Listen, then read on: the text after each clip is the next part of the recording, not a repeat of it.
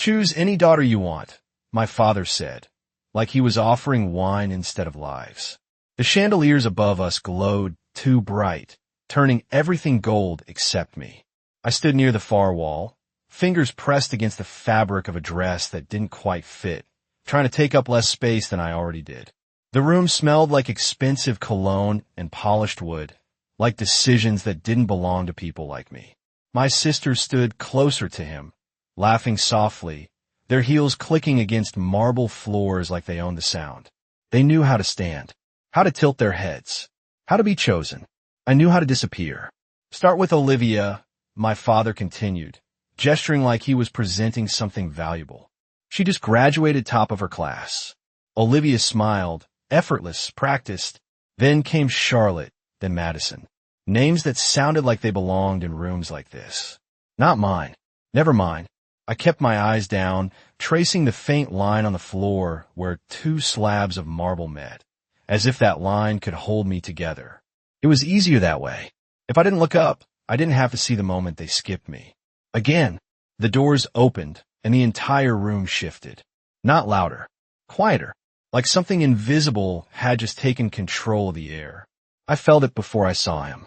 The way conversations died mid-sentence. The way my father straightened just a little too fast. Adrian Volkov didn't need an introduction. He walked in like the room already belonged to him, like everyone inside it had agreed to that long before tonight. Dark suit, nortia, hands relaxed at his sides, but nothing about him was careless. People didn't stare. They avoided staring. That was how you knew. My sisters noticed him instantly. Of course they did. Their smiles sharpened, their posture shifting into something brighter, more deliberate. They stepped forward without being asked, like gravity itself had pulled them closer. I stayed where I was. I always did. My father spoke again, his voice smoother now, eager in a way I rarely heard. Take your time, he said. Choose whichever one you want. The words landed heavier than before. Choose. I knew what that meant. It had always meant the same thing. Not me. Never me. Adrian didn't respond right away. He didn't even look at them. His gaze moved slowly across the room, not searching, not rushed, just deciding. It passed over Olivia, over Charlotte, over Madison, and then it stopped. On me. I felt it before I understood it, like a shift in temperature, like suddenly the air had weight. My breath caught, shallow, uncertain. I didn't move. I didn't know how to. People didn't look at me like that. Not like I was something to notice. Not like I existed in the same space as them. My father laughed softly, stepping forward, trying to redirect. Not her, he said quickly. Too quickly.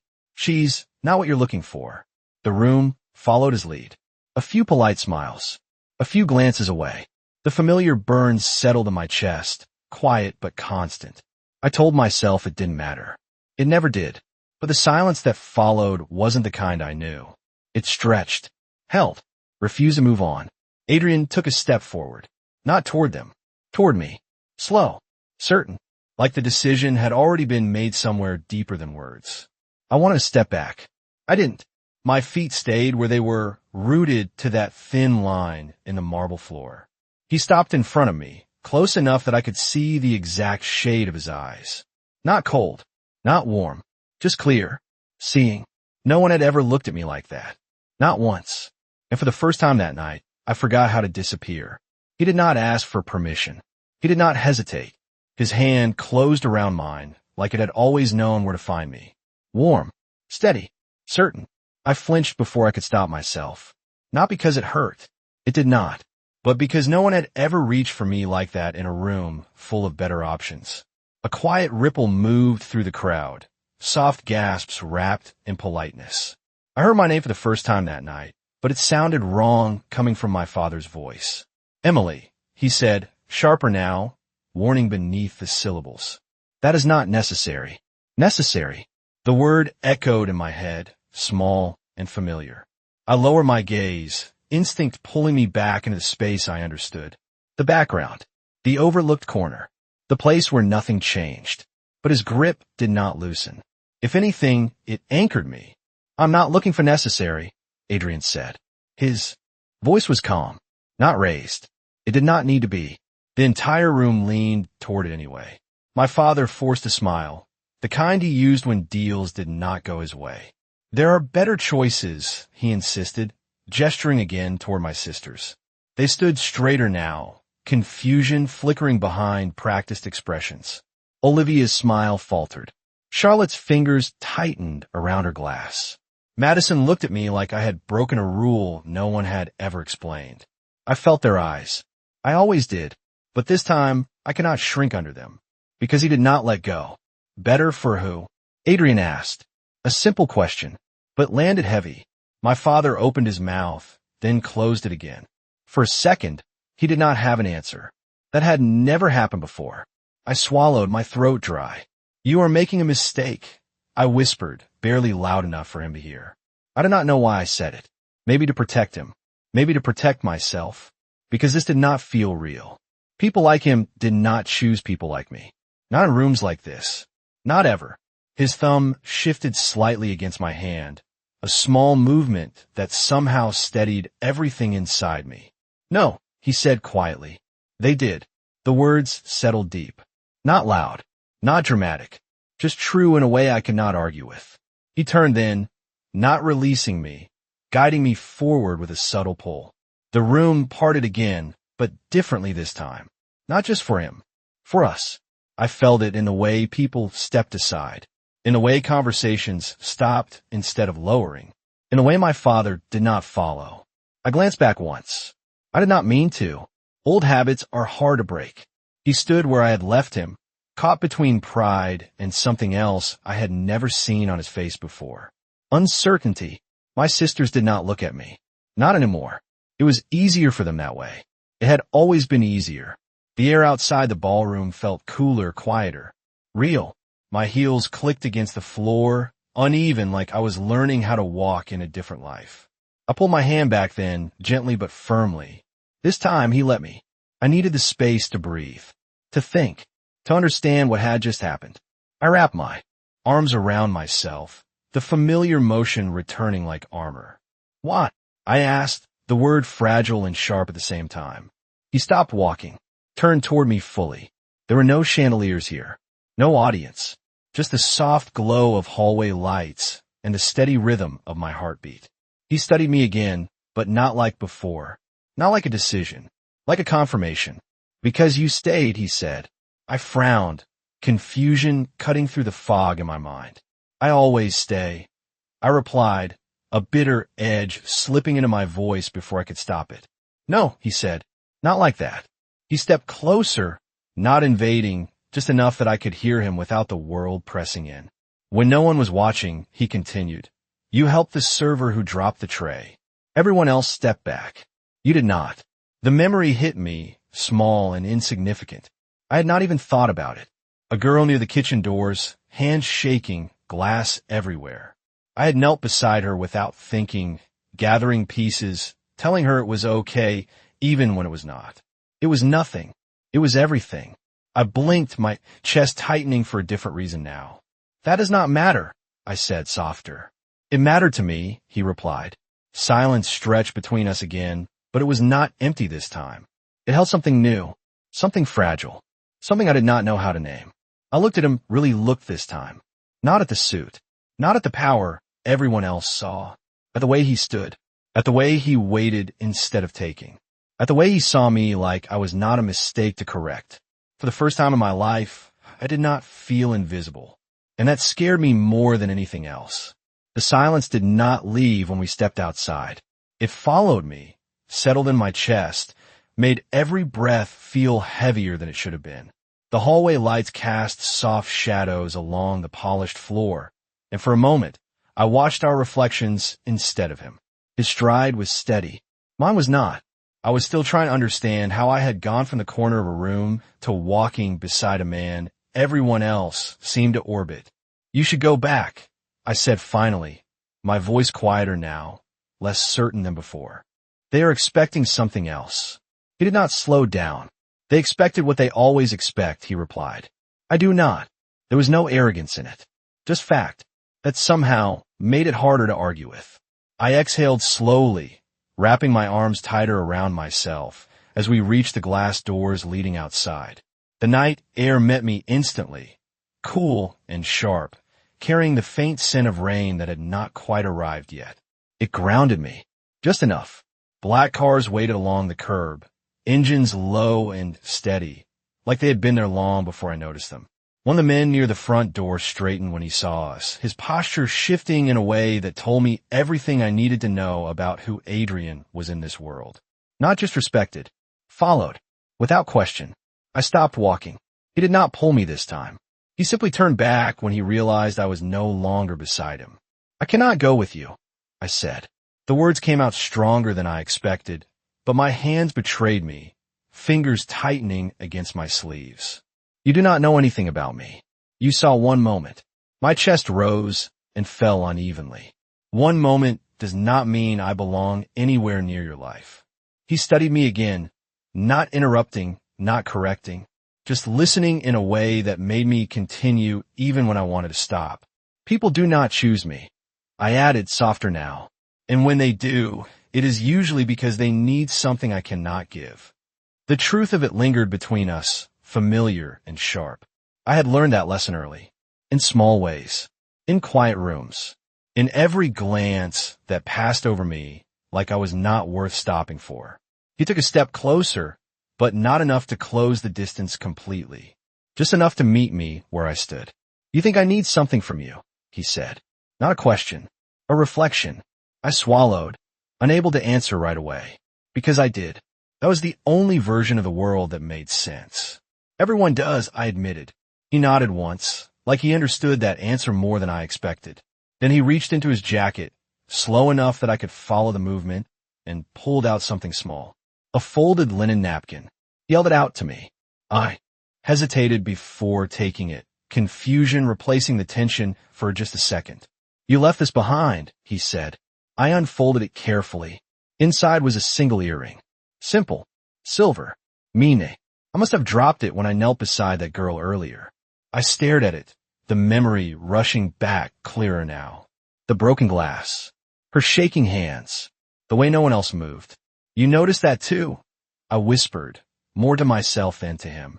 "I notice what others ignore," he replied. The words settled deeper than they should have. Because that was exactly what I had always been. Something others ignored. I looked up at him again, something shifting inside me, slow but undeniable. "That still does not explain this," I said, gesturing lightly between us. Walking out of there with me like I am, I trailed off, not knowing how to finish the sentence without it sounding like something I did not believe. "Like you matter," he said. Simple. Direct. No hosatashchen. The air stilled again. My throat tightened, but not from embarrassment this time. From something unfamiliar. Something that felt dangerously close to being seen. I closed my hand around the earring, the cool metal pressing into my palm, as if to remind me this was real. Not imagined. Not mistaken. "And if you are wrong?" I asked quietly. He held my gaze without wavering. "Then I will be the one who learns," he said. "Not you." The certainty in that answer did not feel like control. It felt like choice. And for the first time in my life, someone had made that choice without hesitation. A car door opened behind him, a silent signal waiting to be followed. He did not move yet. He waited. For me. The night stretched out in front of us, wide and uncertain. I looked back once more at the building behind me, at the lights still glowing through tall windows, at the life I had always known. Then I looked at him and realized I was no longer sure which one felt more unfamiliar. I did not move right away. The open car door felt like a line drawn between two versions of my life, and I was standing exactly in the middle of it. My fingers tightened around the small silver earring in my palm, the edges pressing just enough to keep me grounded. I had spent years learning how to stay where I was placed, how to accept what was given, how to expect nothing more. And now someone was asking me to step out of that without explaining what came next. "If I get in that car," I said slowly, choosing each word like it might change something if I said it wrong, "I do not get to go back to normal." Adrian did not answer immediately. He glanced toward the street for a second, then back at me, as if measuring the weight of what I had just said instead of dismissing it. "No," he replied. Honest. uncomplicated, that should have made it easier to walk away. It did not, because for the first time, I realized something I had never let myself admit before. I did not actually know what normal was supposed to feel like. I looked back at the building again, at the tall windows glowing with soft light, at the silhouettes moving behind them like nothing had changed. Like I had never existed there in the first place. The thought settled quietly, but it stayed. I turned back to him. And what happens if I do not get in? I asked. He held my gaze, steady as always. Then I leave, he said. No pressure. No persuasión. Just the truth placed gently in front of me. It was not a threat. It was a choice. And, somehow, that made it harder than anything else. I exhaled slowly, the cool night air filling my lungs as I tried to steady the rush of thoughts I was not used to having. People like him did not offer choices. They made decisions. For everyone else. But he was standing here, waiting. For me. I glanced at the car again, then back at my hand still closed around the earring. A small, almost invisible thing. Something I would have lost without noticing. Just like everything else. Except he had noticed. He had picked it up. He had brought it back to me like it mattered. Like I mattered. I stepped forward before I could talk myself out of it. The movement felt too loud in the quiet street, my heels echoing softly as I closed the distance. I paused, just at the edge of the open door, my hand hovering near the frame. This does not make sense, I admitted, my voice barely above A. Whisper now. None of this makes sense. A faint shift in his expression, not quite a smile, but close enough that I noticed. It does not have to, he said. Not yet. I looked at him one more time, searching for something I could not quite define. A reason. A flaw. A hesitation. Something that would make this easier to understand. I did not find it. What I found instead was something quieter. Consistent. Unshaken. And somehow that was enough. I lowered myself into the car. The seat was softer than I expected, the door closing with a quiet, final sound that echoed more than it should have. For a second, I just sat there, hands in my lap, feeling the shift without knowing how to name it. He did not get in right away. I watched through the window as he spoke briefly to one of the men outside. His posture relaxed but controlled, like every movement had intention even when it looked effortless. Then he slid into the seat beside me, the space changing again the moment he did. Not smaller, just more defined. The car began to move before I asked where we were going. The city lights stretched past the window in soft lines, familiar streets turning into something distant with every passing block. I leaned back slightly, my shoulders finally releasing some of the tension I had been holding all night. You still have not told me where we are going, I said after a moment, my voice steadier now, though my hands remained still in my lap. He glanced at me briefly, then back ahead. Somewhere you can breathe, he replied. The answer should have sounded vague. It did not, because for the first time in a long time, I realized something I had never said out loud. I had been holding my breath for years, and I had not even noticed until now. The city did not disappear all at once. It faded, slowly, like something letting go of me before I realized I was letting go of it too. Streetlights blurred into soft streaks against the window, familiar buildings turning into silhouettes I could no longer name. I kept my eyes on the glass, watching reflections instead of reality. It felt safer that way. The quiet inside the car was different from the quiet I was used to. Not heavy, not tense, just still, like I was allowed to exist in it without needing to explain why. I shifted slightly in my seat, the fabric of my dress pulling in places I've been aware of all night. That awareness did not disappear. It just mattered less here, which was strange, because he was still beside me. I glanced at him briefly, then looked away before he could catch it. But of course he did. You are thinking too much, he said, his voice low but clear in the silence. I let out a small breath that almost sounded like a laugh, though there was nothing funny about it. I have to, I replied. It is the only way things make sense. He leaned back slightly, his posture relaxed, but not careless, his attention still steady in a way I was beginning to recognize. And does it help? He asked. I hesitated, because the answer was obvious. No, I admitted. The word felt lighter than I expected. He nodded once, like he had expected that answer all along. The car turned onto a quieter street. The noise of the city fading into something distant. Trees lined the road now, their shadows stretching across the pavement under soft streetlights. It felt like we had crossed into a different version of the same world. One where things moved slower, where people did not need to rush past each other without looking. I shifted again, my fingers brushing against the small earring still in my hand. I had not put it back on. I was not sure why. Maybe because holding it reminded me that something small had changed tonight. Something I could not undo. You said I could breathe, I said after a moment, my voice quieter now. What does that actually mean? He did not answer right away. Instead, he looked out the window for a second, as if choosing the right way to say something that did not usually need words. It means, he said slowly, you do not have to prove anything. The words landed gently, but they did not settle easily. I turned toward him slightly, my brows pulling together without me realizing it. Everyone has to prove something, I said. That is how it works. That is how it worked, he corrected, his tone calm but firm. Not here. I looked at him fully then, searching again for that. Same thing I had been looking for before. A crack. A flaw. A reason this would not last. Because it never did. Not for me. You say that like it is simple, I said. It is not simple for me. He met my gaze without hesitation. I know, he replied. And for some reason, that felt more real than if he had said anything else. The car slowed, then turned again, this time through a set of gates that opened without a sound. I had not even noticed them until we passed through. My breath caught slightly as the view shifted. The space ahead was open, wide, the kind of place I had only seen from a distance, never from the inside. The house rose in front of us, not loud or excessive, but undeniably present. Large windows, clean lines, lights glowing softly from within like it was waiting, not for attention, but for someone to arrive.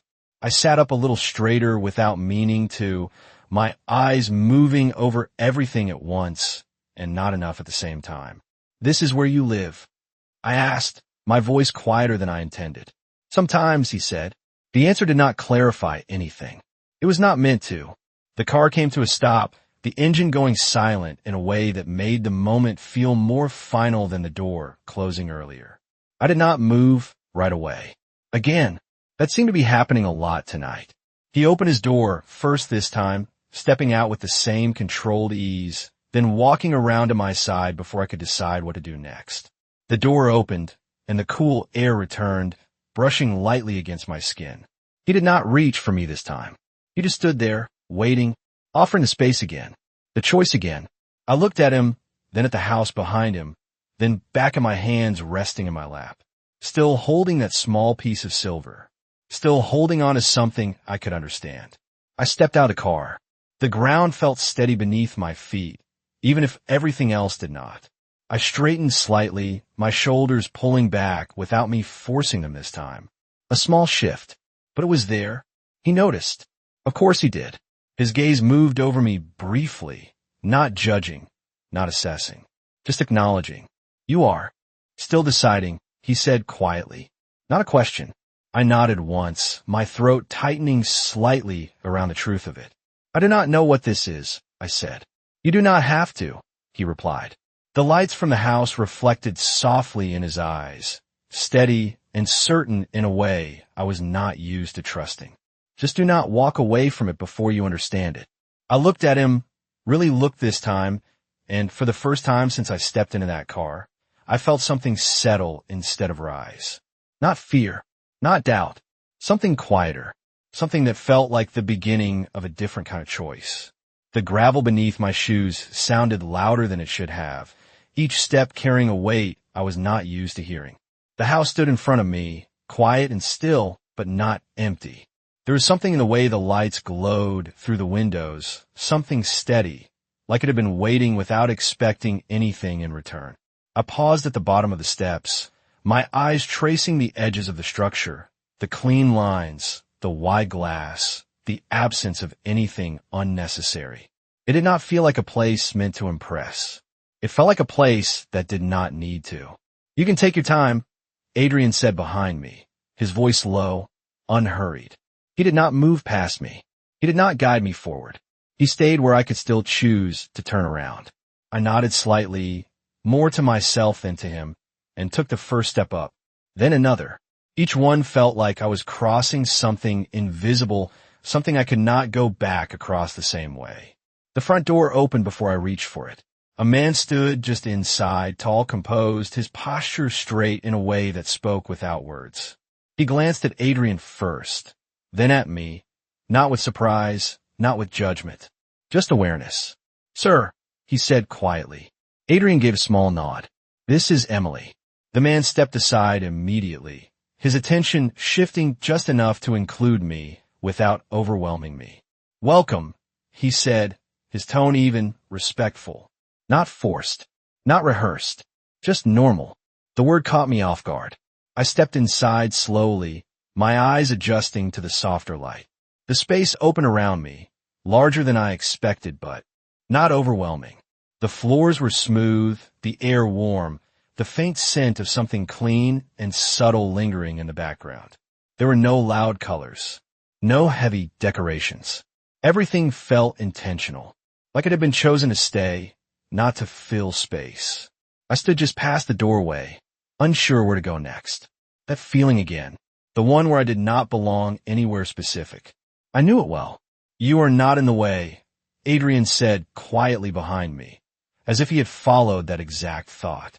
I blinked, surprised, my fingers tightening slightly around the small earring still in my hand.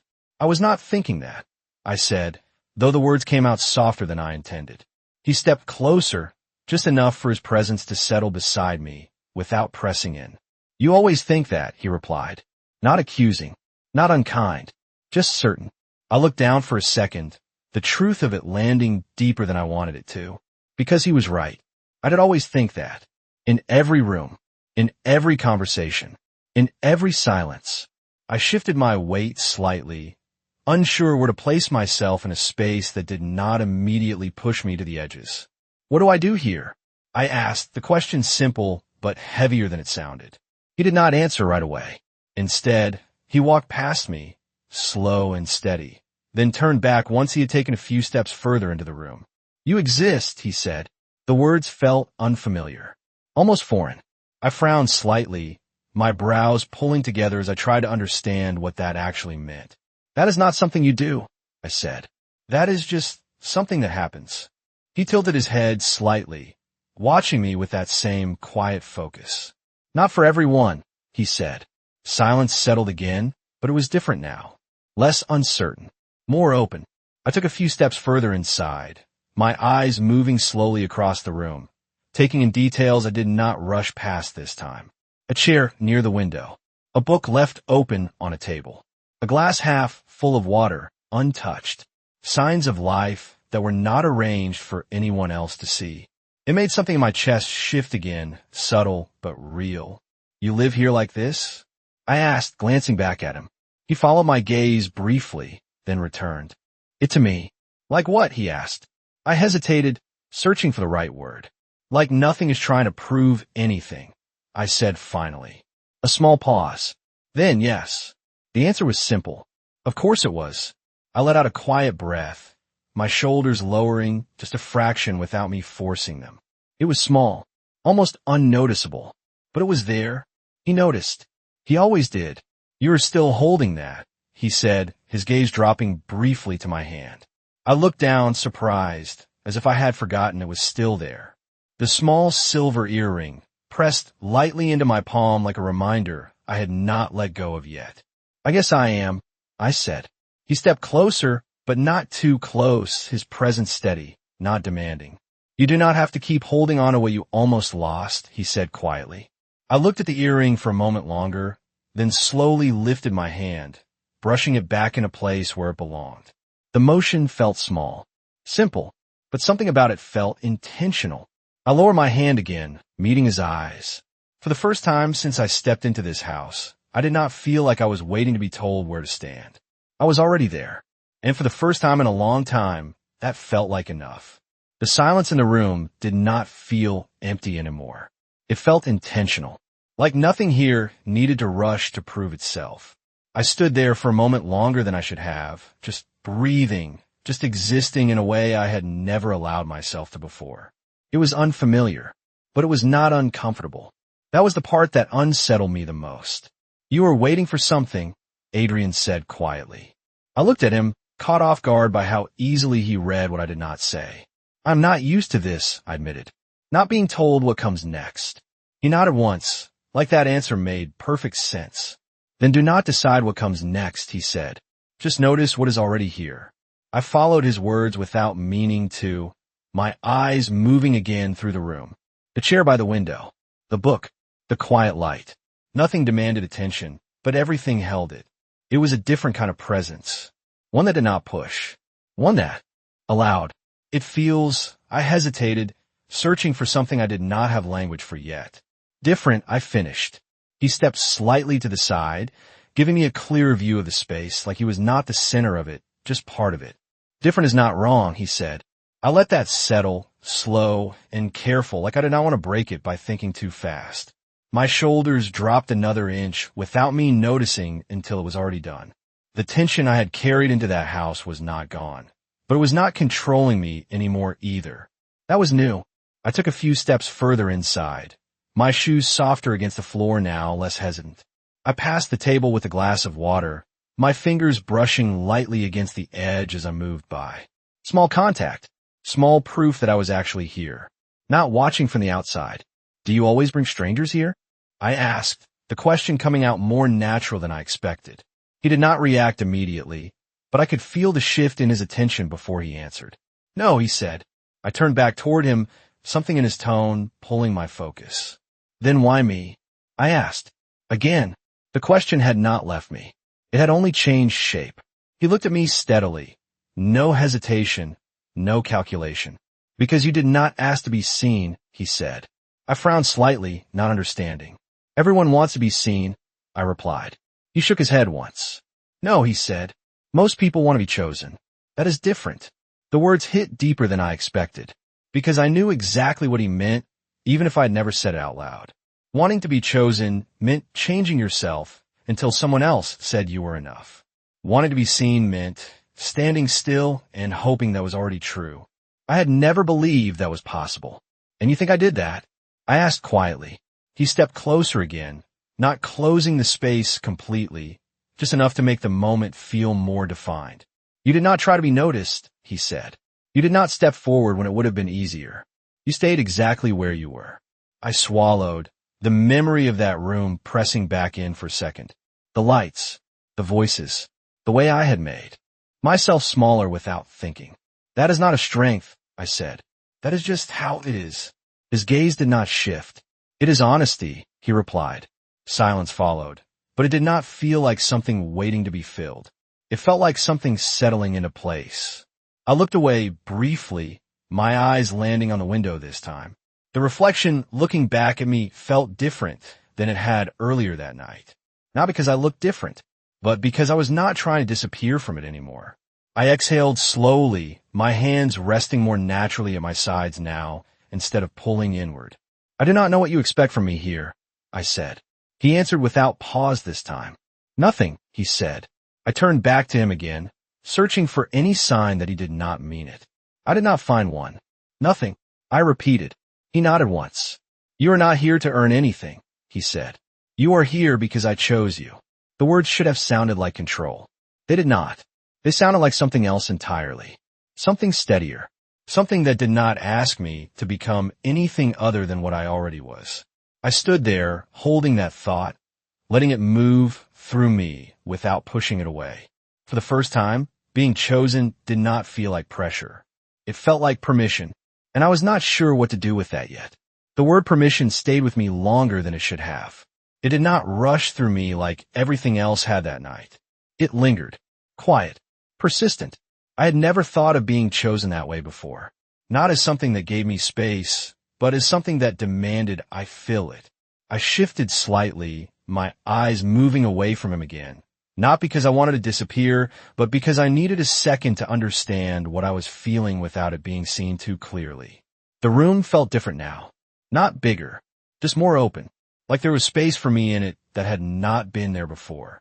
I walked a little further, slower this time, letting my fingers brush lightly against the back of the chair near the window. The fabric was smooth, cool under my skin, real in a way that grounded me. I stopped there, turning slightly so I could still see him without standing directly in front of him. That distance felt important. Not to separate, just to breathe. What if I do not know how to be here? I asked, the question slipping out before I could filter it. It was not about the house. It was about everything. About the way he looked at me. About the way nothing here expected me to change. About the way I did not know what to do without that expectation. He did not answer right away. He walked toward me slowly, each step measured, not closing the distance too quickly, not making it feel like I was being cornered into something I was not ready for. He stopped just a few feet away, close enough to hear, far enough to choose. Then you learn, he said simply. I let out a quiet breath, my shoulders tightening just a little before I could stop it. I'm not good at learning things like this, I admitted. Things that do not have rules. He tilted his head slightly, watching me with that same steady focus that never felt like pressure, just attention. You have been following rules that were never yours, he said. The words hit somewhere deeper than I expected, because I knew they were true. I had spent so much time trying to fit into spaces that were not built for me that I had never stopped to ask what fit felt like. And you think this is different? I asked. He nodded once. I know it is, he replied. There was no hesitation in it. No need to convince me. Just certainty. I looked at him for a second longer, then down at my hands, then back at the room. My chest rose slowly, then fell, a breath that felt fuller than the ones before it. I stepped past the chair this time, moving toward the window, drawn by the quiet outside. The glass reflected the room back at me, but softer, less sharp. I could see myself standing there, not hidden in the background, not tucked into a corner. Just there. I lifted my hand slightly, almost without thinking, my fingers brushing lightly against the glass. Cool. Solid. Present. I do not recognize this version of me, I said quietly. The words were not sad, just honest. He stepped closer behind me, not too close, just enough that I could feel his presence without it overwhelming me. That does not mean she's not real, he said.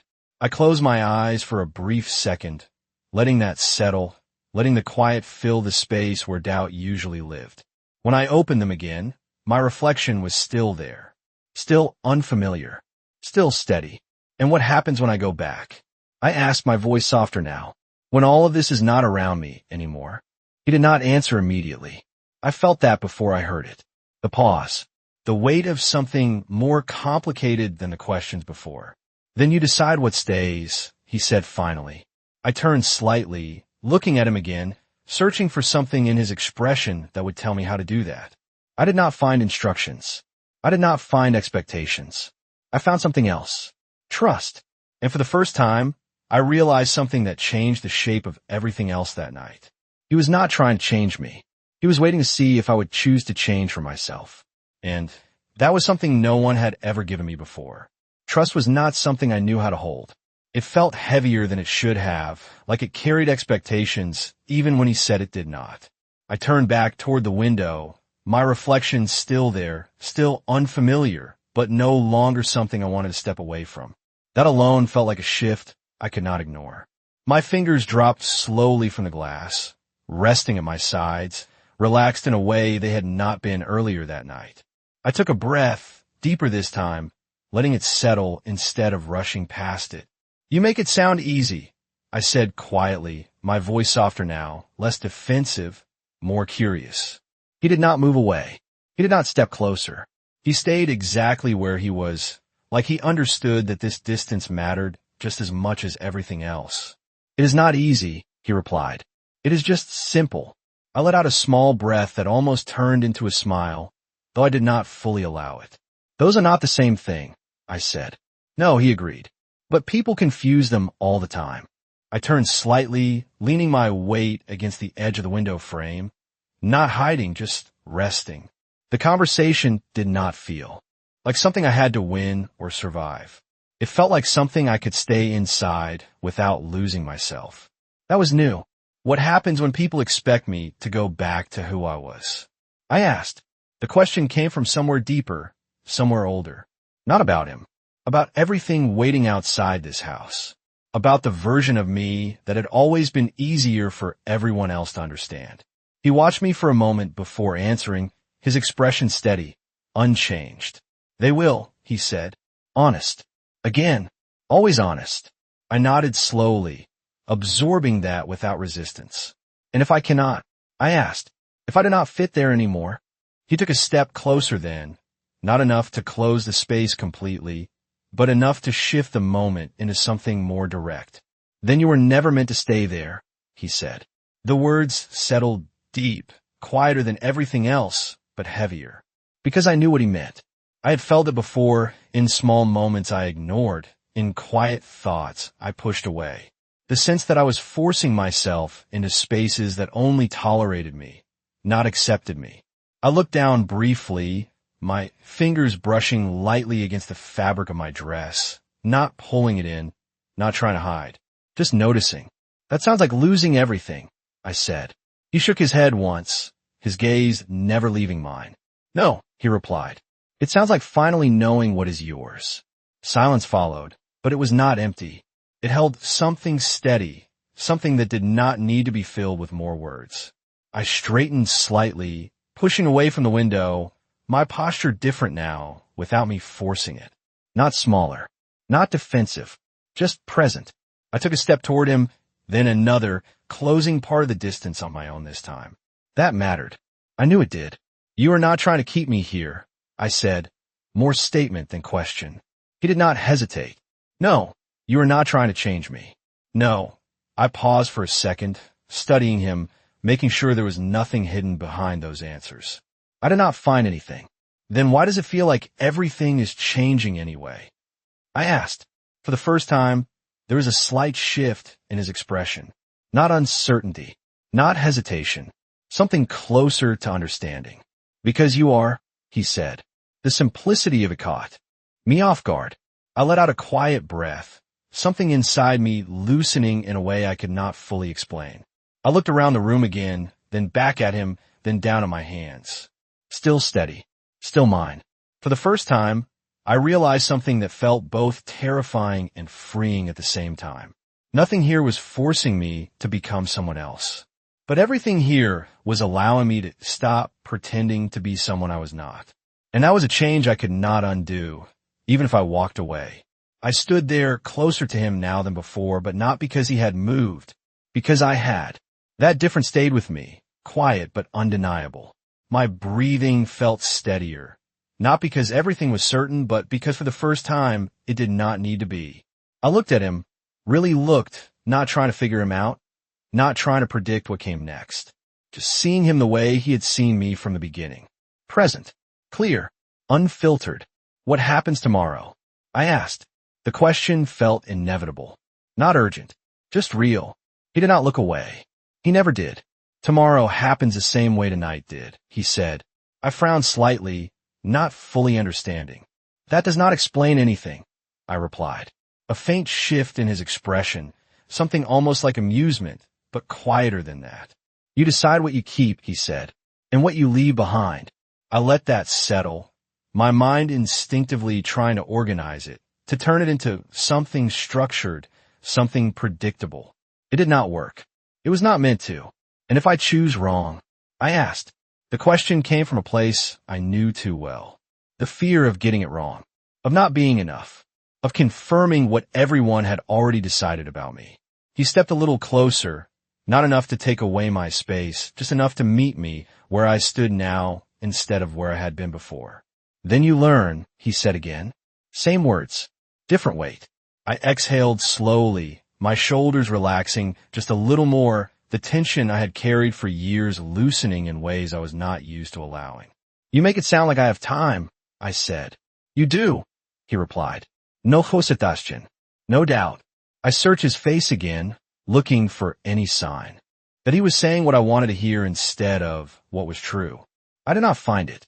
That steadiness was still there, unmoved, certain. I turned away slightly, my gaze moving back to the room, but this time it did not feel like I was looking for an exit. I was noticing it, the way the light softened near the edges of the walls, the way nothing competed for attention, the way everything simply existed. I took a step forward, then another, moving deeper into the space without needing to be guided. My reflection caught in a darker glass surface near the hallway, and I paused for a second, looking at it again. Still unfamiliar, but no longer distant. I used to think. I started, then stopped, unsure how to finish the thought without it sounding smaller than it felt. He did not interrupt. He waited. I tried again. I used to think if I just tried harder, I would become someone people would choose, I said. The words came out quieter than I expected, but steadier. That if I changed enough, I would finally fit somewhere. The silence that followed was not empty. It held the weight of everything I had not said before. Everything I had believed without questioning. I looked at my reflection again, my posture different now, my shoulders no longer pulling inward. But I was always trying to earn something that was never mine to begin with, I added. He moved slightly, stepping into the edge of my reflection, not blocking it, just sharing it. You were trying to earn permission to exist, he said. The words landed deeper than anything else that night, because they were not new. They were just finally spoken out loud. I swallowed, my chest tightening slightly, but not from fear, from recognition. And now? I asked, my voice barely above a whisper. He met my eyes through the reflection, not directly, but just as clearly. Now you decide if you still need it, he said. I stood there, holding that question, letting it settle without rushing to answer it. Because for the first time, I realized something that shifted everything else into place. I did not need anyone else to choose me for me to exist. And if that was true, then everything I thought I needed to become was already here. The reflection did not change when I looked at it again, but I did. It was subtle, almost invisible, the kind of shift no one else would notice unless they were looking for it. And for once I was. I turned away from the glass slowly, not because I wanted to leave it behind, but because I no longer needed it to understand what I was seeing. The room felt different again, not because anything in it had moved, but because I was no longer standing in it the same way. I walked further into the space, my steps quieter now, more certain, like I was no longer asking permission with each one. Adrian did not follow immediately. He stayed where he was for a moment, watching, giving me the space to move without being guided. That mattered more than I expected. I stopped near the center of the room, turning back toward him, the distance between us no longer something I needed to measure. You knew this would happen, I said. It was not an accusation. It was an observation. He stepped forward this time, closing part of the space with the same calm certainty he carried in everything else. I knew you would see it, he replied. I tilted my head slightly, studying him, trying to understand the difference in those words. That sounds like the same thing, I said. He shook his head once. It is not, he said. I did not change anything. His gaze held mine, steady, unwavering. You did. The words settled differently than anything else he had said, because there was no control in them, no claim, just truth. I exhaled slowly, my chest rising and falling in a rhythm that felt more natural now, less forced. I do not know if I am ready for that, I admitted. The honesty came easier than before. He nodded once, like that answer was expected. You do not have to be ready, he said. You just have to be willing. I looked down briefly, my fingers brushing lightly against my palm where the earring had been earlier, the absence of it now just as noticeable as its presence had been before. A small change, but it meant something. And if I am not? I asked quietly. He did not hesitate. Then nothing changes, he said. You go back. You forget this. You become who you were before. The words were simple, but they did not feel neutral. They felt like a mirror, reflecting something I could no longer ignore. I lifted my head again, meeting his eyes. And you? I asked. What happens to you? A pause. Not long. Just enough to matter. I continue, he said. Honest. Again. Always honest. I nodded slowly, absorbing that without resistance. Of course he would. His world did not depend on me. It never had. That realization should have made this easier. It did not, because for the first time, I understood something else. This choice was not about him. It was about me. I took a step closer, then another, closing the space between us on my own terms. I could feel the difference in it. The way my body did not pull back. The way my shoulders stayed steady instead of folding inward. You said I decide what stays, I said. He nodded once. Yes. I took a breath, deeper this time, letting it settle before I spoke again. Then I want this to stay, I said. The words came out clearer than I expected. Not rushed, not uncertain, just true.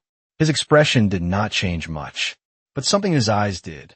Not surprise, not victory, something quieter, recognition. Then it will, he said. No conditions, no questions, just certainty. The room felt different again, not because it had changed, but because I had chosen to remain in it. And for the first time in my life, staying did not feel like settling. It felt like deciding. The moment I said it, something inside me settled in a way I had never felt before. Not loud, not overwhelming, just still, like a decision had finally found its place. I watched him as the words lingered between us, expecting something to shift, something to change now that I had chosen to stay. But he did not step closer. He did not reach for me.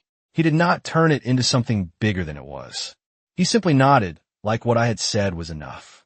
That alone felt different, because every other time I had chosen something, it had come with conditions, expectations, something I had to prove after the fact. This did not. Then you start from here, he said quietly. I tilted my head slightly, the simplicity of that answer catching me off guard again. Start what? I asked. He glanced around the room for a brief second, then back at me. Your life, he said. The words should have sounded dramatic. They did not. They sounded normal, which made them feel even more real. I let out a slow breath, my chest rising and falling in a rhythm that felt steady now instead of uncertain. It does not feel like something new, I admitted. It just feels like something I should have understood a long time ago. He nodded once. That is usually how it works, he said. Silence followed, but it was not the kind that needed to be filled. It was the kind that allowed things to settle without forcing them into shape too quickly. I took a few steps toward the center of the room again, not because I needed to move, but because I could. The space no longer felt like something I was passing through. It felt like somewhere I could exist without explanation. I paused near the table, my fingers lightly brushing the surface this time without hesitation. Small, natural, mine. What about them? I asked after a moment. The question came quietly, but it carried weight. I did not need to say who. He understood. Of course he did. They will react the way they always do, he said. Honest. Again. I nodded slowly, my gaze lowering for a second before lifting again. And I will not be the same when I go back, I said. It was not a question.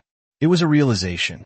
He did not respond immediately, but I could feel the shift in his attention, the way he held the moment instead of moving past it. No, he said. You will not. I let that settle, my shoulders no longer tightening against the thought. It did not feel like something to fear anymore. It felt like something I had already accepted without knowing it. They will not understand, I added. He gave a small nod. They do not have to, he replied. I looked at him, then, something in that answer grounding me in a way I did not expect. Because I had spent so much time trying to be understood by people who never try to see me clearly. And now, it did not feel necessary anymore. I took another breath, slower this time, letting it fill my chest fully before releasing it. The air felt different here. Or maybe I did. I used to think being chosen meant becoming someone else, I said. Someone better.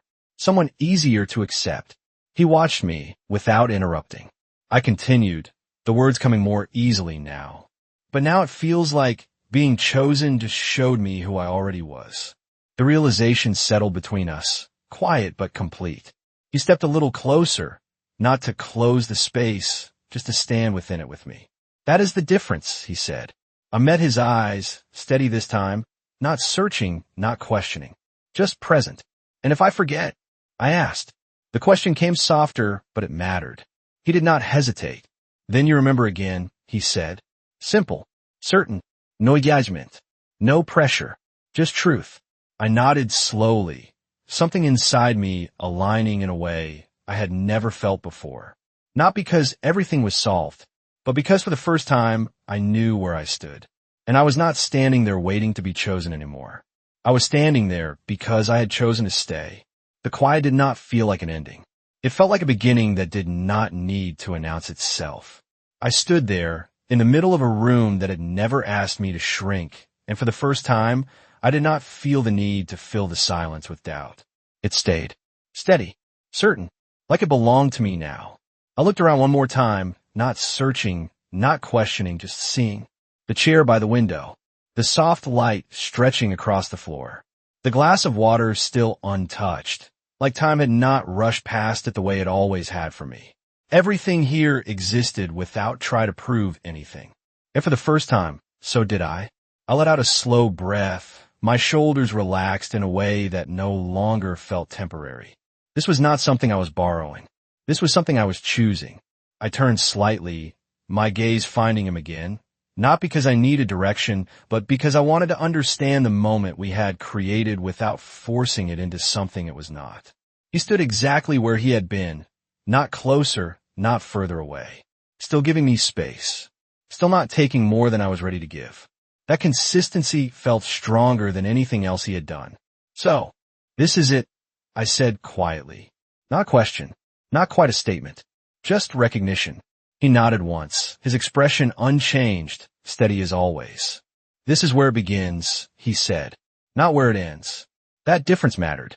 I let those words settle, not rushing past them, not turning them into something complicated, just letting them exist the way everything else here did. Simple, clear, enough. I took a step forward, then another, closing the distance between us again, not out of hesitation this time, but out of choice.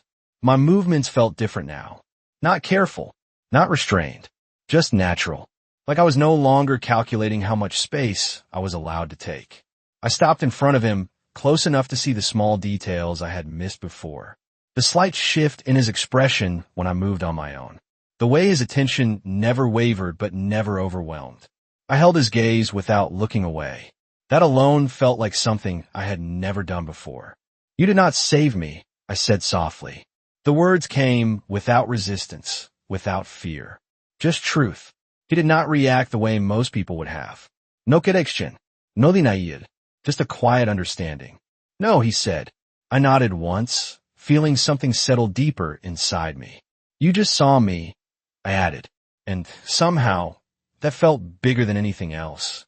Because being seen had never been about someone else changing my life.